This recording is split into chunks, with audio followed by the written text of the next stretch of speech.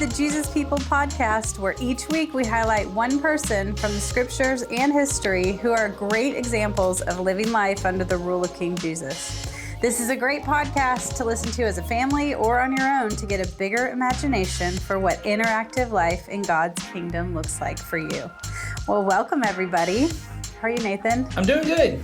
Well, I'm Molly, and this is my co-host Nathan, and we are excited to bring another story to you all today of somebody who we consider a Jesus people. Yeah, even though, and we've said this a lot, because a lot of the stories we've been bringing have been from the Old Testament. Right. So technically before Jesus was physically born, though Right. Jesus always existed, right? As part of the Trinity, God the Father, Son, and Spirit, eternally existing, which if you're a kid here listening, those were always my favorite things to think about as a kid, is the idea of eternal. Oh, wow, you were a deep kid. Well, I mean, didn't you ever like to think of like that? Like Yes. It never has a start. It never ends. Yes, there's no know? such thing as time. Yeah, it's all just that. like- Yes. I think when I was a kid and I would think of eternity, especially like with heaven and stuff, the idea that it would never end was a cool concept, but also like a scary concept. Yes, very much so. Or that it never had like a beginning part. Like Right. it never started in black and white and then moved into color. Right, yeah, It just was. it's just strange to think of, but that's Jesus has always existed, Mm-hmm. but in the story we're telling today, he was not physically present, physically Right. born yet. They didn't in speak flesh his and blood. name. Right. In fact, what's interesting about the story we're going to read today, and I was trying to look through briefly in my Bible to see if this is true or not.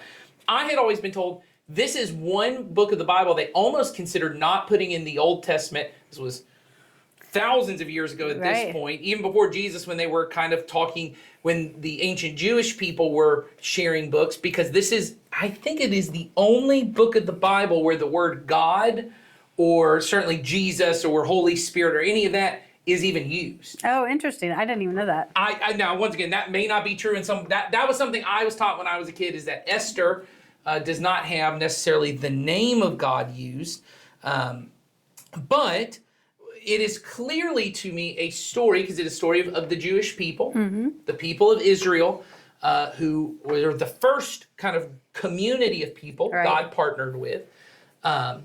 And it is very much in line with the character of Jesus, which is why I believe the editors of Scripture, which at some point, well, that's a bigger term that I realized I should not have brought up because I'm not going to be able to explain it. Yep. But the people who the communities that kind of compiled together what would be in the Bible, Right. they included this because they thought it was an important story for Jesus people in the future to kind of understand about what interactive life with God looks like. And so, as we've already said, we are talking about the book of Esther and the person Esther. Yes. So it's another story about a woman out of the Yes. Bible. I love these. Yes, the Jesus women story. The Jesus people who are definitely women. And it's fun to see how many times and how many ways Right.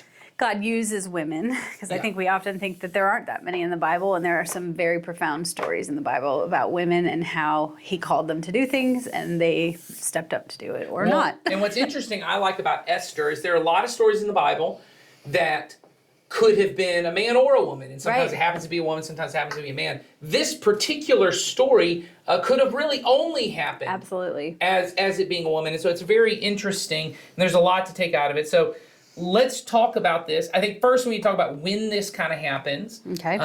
So we told the story of Deborah a couple episodes ago. Uh-huh. That was before there were any kings in Israel. Right. Before there was like They an were just official tribes. Yeah, they're just tribes, and there were these prophets that kind of get called up at certain times to lead the people on a certain kind of task. Then there are kings in Israel. They get official governments, kind of the way those work. And there's King Saul, who's the first king, and then there's King David, who's probably the most famous. If you're Right. a child listening, you certainly have heard the story at Community Christian and See Kids of David and Goliath, Yes. right? And so there's all these different stories. Well, eventually, because of a lot of things that maybe we'll get to at some point, the whole nation of Israel has a civil war. Right. Our nation had a civil war. This nation had a civil war. They But fought. unlike our nation, where we became one nation again, they split into two nations. Right. So they fought against each other in their civil war, and they became separate nations. That's right. So there's Judah and Samaria. And then eventually, those nations get attacked by other nations, and the people of, in this case, Judah, get kind of taken out. Right. As exiles. Some of them are slaves, some of them are left behind, and some of them are taken to this Babylonian Empire, which is where this story takes place. These are the people who are the people of God, yet they're not living in the promised land that Moses had led them to. Right. They are now living under this Babylonian king who named Nebuchadnezzar. When he was king, he brings them. And then after some time, there's a lot of years living here. There's a king named Artaxerxes. Yeah, that's a fun name. And then eventually there's King Xerxes. Yes. And King Xerxes is the king who's at this time that Esther's alive. He has a wife named Queen Vashti. Vashti. Yeah, this is another reason I liked I this love some story of as a these kid. names. Yeah, just good names. Xerxes Vashti. and Vashti, right? Vashti. And so this is like the Persian Empire times, right? So the Persians and the Babylonians, all that kind of time. Persians, I think, are technically after the Babylonians. I think that's right. But the Persians come in and they're taking over. King Xerxes has this wife, Queen Vashti. There's a whole bunch of reasons, but he doesn't like her anymore and he banishes her, which very likely means he kills her. Yes. That's often the way that this would go. She displeased him, is the way it's put, and she is no longer allowed to be the queen, and he has to find a new queen. Right. Which kind of sounds like a cool thing. Kind of, except for if you just offed your previous one because you were just decided that you didn't want them anymore. That's right. And that you wanted to find a new queen. I mean, it does sound cool, but it sounds difficult, like a difficult time. Well, and in particular, the scary thing about this is the way that this worked at this time is that the king just kind of sends out, and the way it's told to us in Esther, so Esther gets a whole book of the Bible to herself. Right. Esther chapter 2, verse 8, it says that the king's order and edict had been proclaimed.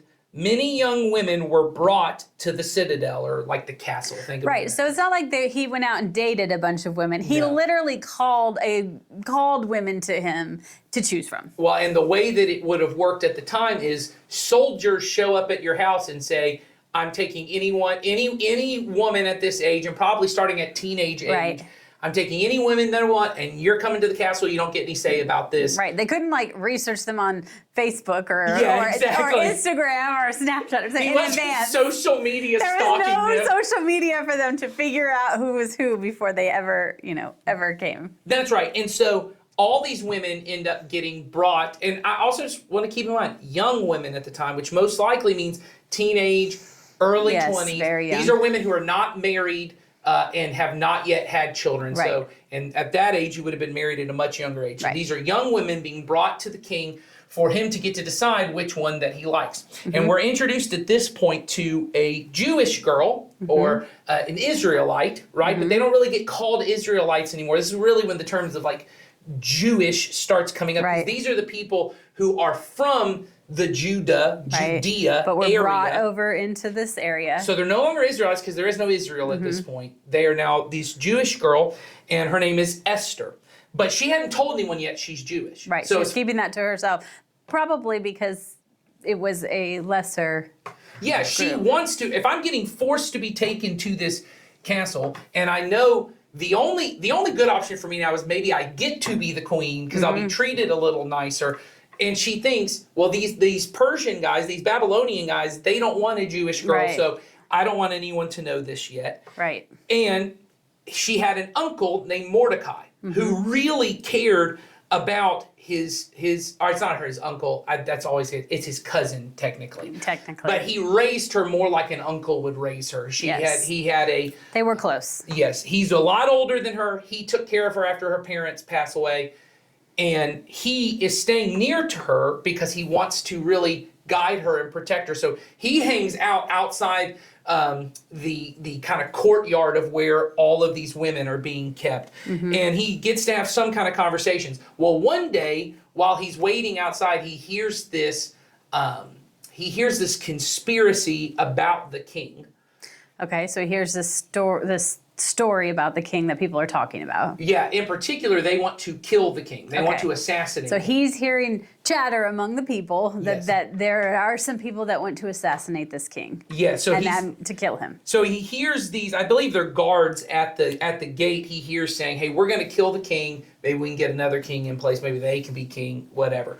Mordecai then reports this, and these two officials were killed for it. And it gets written down in this kind of history book that the kings would keep, kind of not like a diary. No, it's just like a record of everything that was happening at the time. Yeah, that's right. And so they kind of write down, there's this guy Mordecai, and he saved the king's life because he told the truth, which is not something necessarily needed to do, because this king was not someone who liked the Jewish people. Right. He had no reason to...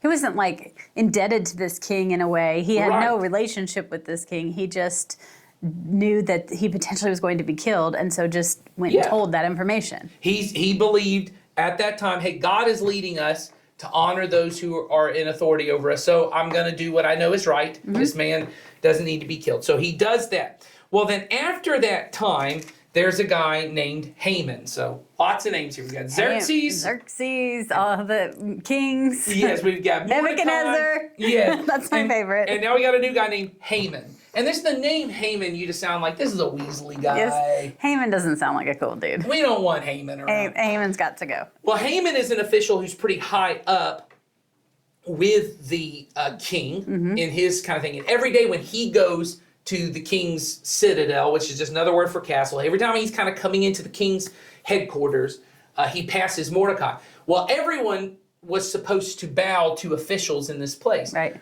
But the Jewish people believed we don't bow to anyone who's not God, right? They said, God is our king, we don't bow to anyone else. So Mordecai wouldn't bow to him. Well, this infuriates Haman. And Haman goes, this is terrible, I can't believe it. He knows Mordecai's a Jewish person, and so his answer to this is, let's kill all the Jewish people who live in this area. Because this one guy, Mordecai, won't kneel to me. Yeah, he's like, you are disrespecting me, you're dishonoring me, I don't like it. I just want you dead. Let's be done with all of this. So Haman goes to King Xerxes, says, let's do this. Let's make it happen. And the king said, just do whatever you want. I don't care. If you want them dead, have them dead. So then, this is a really long story, but we haven't forgotten about Esther. No, she's still in the fold here. That's right. And so Esther has become queen at this point. So the king chose Esther as one of his queens. He chooses Esther. She gets to be queen. But you have to understand, it's not the way that we see it. This is not Esther and the king had a beautiful little honeymoon.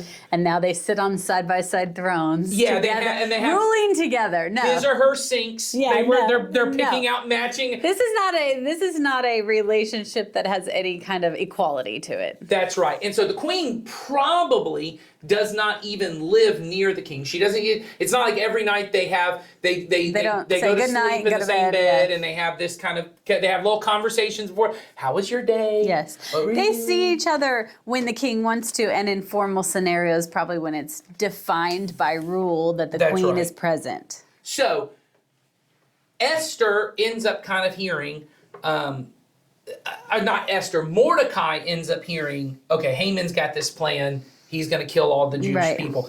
Mordecai sends word to Esther saying, hey, this is about to happen. Your people are about to be killed, and you need to do something about this. But Esther is nervous because she realizes there's not a ton she can do because she can't get an audience with the king just because she wants one. Right, because he has to call upon her to ask her to come in there. And even when he does, it's not like he's saying, hey, Esther, tell me what's going on in your life. Right. Everything is about the king's agenda or what the king wants in that time. So she's not coming to just spend time with him and talk about what she wants to talk about. It's what he has in mind. Yeah, it's not like Mordecai's telling her, like, hey, I know it's going to be awkward, but you need to bring up the fact that he's about to kill your whole family. Yeah. If she goes into the king's kind of throne room without his calling upon her or approving it, she can be killed on the spot for it. Right. Right? And we already know he's okay with killing queens. Right. We know he's okay with killing queens. We know he's already ruled on this and said to,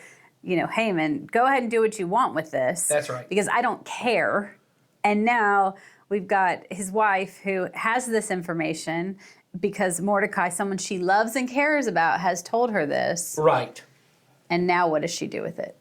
So she ends up coming to Mordecai and basically saying, I don't know if I can do this. This is scary. And I want, Molly's going to read to us here what Mordecai's response to Esther is at this point. Okay. So we're going to start, this is in Esther chapter 4, starting in verse 12. All right. So when Esther's words were reported to Mordecai, he sent back this answer. Do not think that because you are in the king's house, you alone of all the Jews will escape. For if you remain silent at this time, relief and deliverance for the Jews will arise from another place, but you and your father's family will perish. And who knows but that you have come to your royal position for such a time as this. Then Esther sent this reply to Mordecai. Go, gather all the Jews who are in Susa and fast for me. Do not eat or drink for 3 days, night or day. I and my attendants will fast as you do. When this is done, I will go to the king, even though it is against the law, and if I perish, I perish. So Mordecai went away and carried out all of Esther's instructions. Yeah. So she was pretty bold here. Yeah, and I love the way that Mordecai says it to Esther first, to kind of have this kind of back and forth with her, to just say, look, if you think because you are the queen and you haven't told the king that you're Jewish, that you're going to be saved. And what he says is, you don't know that's the case. Right. You don't know that. You don't know that you're going to be okay in all of this. Right. And what will surely happen is at some point, you will die. Mm-hmm. And then this king's going to kill your whole family, because all your family's Jewish and he knows that, so he's going to kill all of them. And at some point, and this is the part I love, he says, for if you remain silent at this time, relief and deliverance for the Jews will arise from another place. And what he's saying is, and this is the part that people always point to, is why doesn't he just say what everyone knows, is he's saying God's not going to forsake his people. Mm-mm. God's going to do something to rescue them. God's just inviting you to be a part of the story. Mm-hmm. And you get a chance of who really, what side are you going to be on? And that's why he says, for who knows, maybe you became queen for such a time as this. Right. Maybe the whole reason you got to be the one to become queen is so that you could stand up and do something about this. Right, because God already made his promise to the people. Mm-hmm. God's promise to the people was that he would protect them, but she doesn't know what her role is in that story, but she is invited to be part of it. And so, I think the fact that Mordecai is a human person pushing on that and being, bold to her and saying that, I think that probably made her stop and think twice about it, because she probably did think that she had some kind of, if it was all sitting on her or something like that. But instead, she was invited to make the decision to whether she was going to be part of it or not. Mm-hmm. So I think a lot about this, so I'll just tell you the end because we don't have a ton of time. Basically, she does go to the king. There's a whole other ordeal. I wish we had time to do it, where she basically has to trick him into exposing what Haman is planning to do. Mm-hmm. She gets him to honor Mordecai, who Mordecai, as we remember from the beginning of the story, saved the king's life. Right. He had forgotten about that. When he recognizes Mordecai and honors him so highly, that makes Haman even more upset. Right. And Haman starts going after Mordecai. The king protects Mordecai, then realizes, oh, Esther, my queen, is Jewish, saves the whole people. Haman gets killed. It's a whole thing. I wish we had time for it. We don't. The bigger part of this, though, that I want to get is this little moment right here is really the kind of, what they often talk about is the kind of dramatic climax to the story. This is the point where she kind of makes the decision. This is what I'm going to do. Right. This is the pivotal point. She can go one way or another. And what I love about this is there are a couple things I think are just important for families who are listening. One, the fact that Esther is willing to listen to, and it's her cousin, but it's an older person. You can think of it as like an uncle or a father figure, someone she sees as wise in her life. And she's willing to listen for the sake of this person loves me and cares about me and knows the direction God would have me go. So I'm going to listen, even though I'm scared, and do what he says. The other part is she asked them to go and have all the Jewish people fast for me, which fasting is a way to kind of For many people, this is the way that they go, I want to, you deprive your physical body of food for a little bit to say, I want to be in a place where nothing is distracting me so I can hear from God. And she is trusting her life to this whole community. If the whole community fasts and prays, she's saying, I'm part of this community. And right. And I want us to all solidify that together by fasting together, because she's doing it where she is and they're doing it. And then at the end of that period of time, then I'll go. Then she'll go and do it. So she didn't make this decision hastily, quickly. She actually, that period of time was a waiting period for them to listen to what God has to say and be together in community in doing that. Well, and I think a lot about what it must have been like for Mordecai in this situation. I know how I would be, and Mordecai's not her father, but he certainly cared for her like a father. Yeah. And how tempting it would be for me to say, hey, look, if they're coming to kill me, just let them. Yeah, you hide, and maybe you can, because you're my daughter and I don't want anything to happen to you. But the fact that he's willing to say, hey, you got to stick your neck out for all the people. And it made me think about, I remember, the story of Ruby Bridges in our country's history, who's the first black girl to go to an integrated school for children who may not know. Before, I believe it's in the early 60s. Before then, it was in our country, it was segregated schools. Black children went to one school, white children went to another school, and then our country made the correct decision to have everyone come together, but someone had to be the first person. And this isn't Ruby Bridges' story necessarily. She's kind of one of the first kids to do this. But I remember, and I believe it's somewhere in Arkansas. I think it's called the Arkansas 5 or the Little Rock 5 or something. I think it's the Little Rock 5. That sounds about right. These 5 children who go to a white school for the first time. And I remember hearing on a podcast, I believe it was This American Life, they interviewed one of those 5. And now she's a 67-year-old woman. And she actually talked about how much she hated being part of the Little Rock 5. She goes, because my life was really tough. To be the first person to do something like that, she goes, my life was so tough. I was really frustrated at my parents for a long time. Why couldn't you let someone else's kid do that first? I know it needed to happen. How could maybe Esther felt like that? And that's what I mean is, I wonder how many of us parents, if our kid says, hey, I really feel God calling me to stand up about this, or to use my voice for this, or to get involved with this thing, but we know that's dangerous. Right, or that's going to be a tough path. Yes, and I go, I don't know if I could support you doing that, because I want you to not have to go through any of that. But Mordecai's saying, hey, I need you to do this. And not just for me, but for what God is up to in the world. Yeah, and you have a choice. If you don't do it, it's going to happen somewhere else. That's right. But here is a moment that you can stand up and make this happen now, rather than this prolonged thing and a different, same outcome, a different way.